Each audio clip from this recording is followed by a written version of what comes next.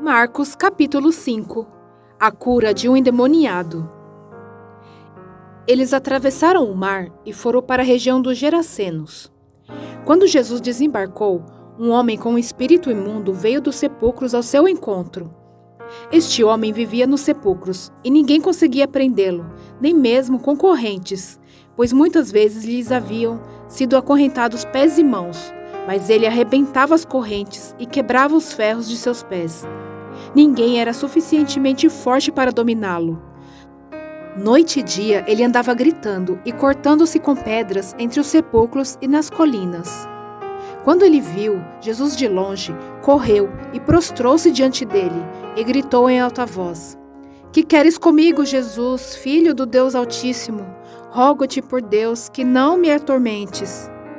Pois Jesus lhes tinha dito: "Saia deste homem, espírito imundo."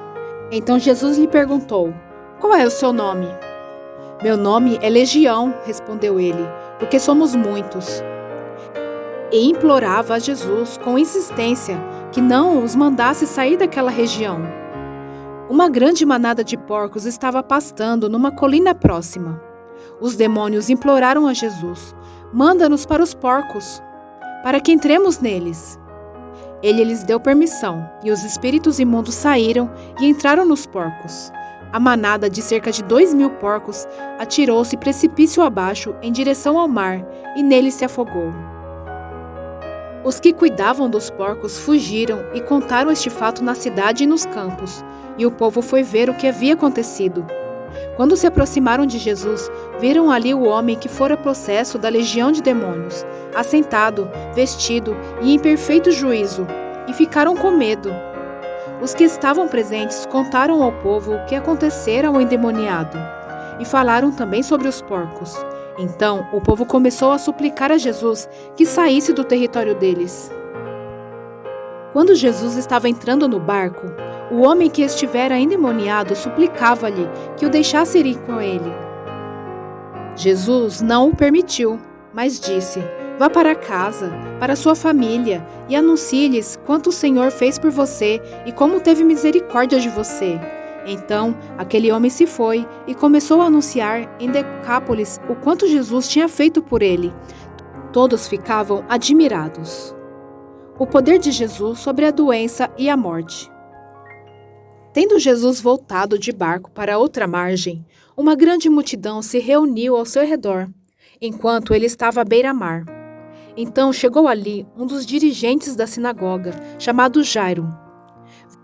Vendo Jesus, prostrou-se aos seus pés, e ele lhe implorou insistentemente: "Minha filhinha está morrendo. Vem, por favor, e põe as mãos sobre ela, para que seja curada e que viva."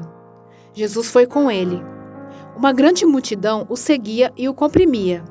E estava ali uma certa mulher que havia 12 anos vinha sofrendo de hemorragia. Ela padecera muito sob o cuidado de vários médicos e gastara tudo o que tinha, mas em vez de melhorar, piorava. Quando ouviu falar de Jesus, chegou por trás dele, no meio da multidão, e tocou em seu manto, porque pensava: "Se eu tão somente tocar em seu manto, ficarei curada." Imediatamente cessou sua hemorragia, e ela sentiu em seu corpo que estava livre do seu sofrimento. No mesmo instante, Jesus percebeu que dele havia saído o poder. Virou-se para a multidão e perguntou: "Quem tocou em meu manto?" Responderam aos seus discípulos: "Vês a multidão aglomerada ao teu redor e ainda perguntas: 'Quem tocou em mim?'" Mas Jesus continuou olhando ao seu redor para ver quem tinha feito aquilo. Então a mulher, sabendo o que lhe tinha acontecido, aproximou-se, prostrou-se aos seus pés e, tremendo de medo, contou-lhe toda a verdade. Então ele lhe disse: "Filha, a sua fé a curou. Vá em paz e fique livre do seu sofrimento." Enquanto Jesus ainda estava falando, chegaram algumas pessoas da casa de Jairo, o dirigente da sinagoga. "Sua filha morreu", disseram eles. "Não precisa mais incomodar o mestre." Não fazendo caso do que eles disseram, Jesus disse ao dirigente da sinagoga: "Não tenha medo, tão somente creia." E não deixou ninguém segui-lo, senão Pedro, Tiago e João, irmão de Tiago. Quando chegaram à casa do dirigente da sinagoga, Jesus viu um alvoroço, com gente chorando e se lamentando em alta voz. Então entrou e lhes disse: Por que todo esse alvoroço e lamento? A criança não está morta, mas dorme.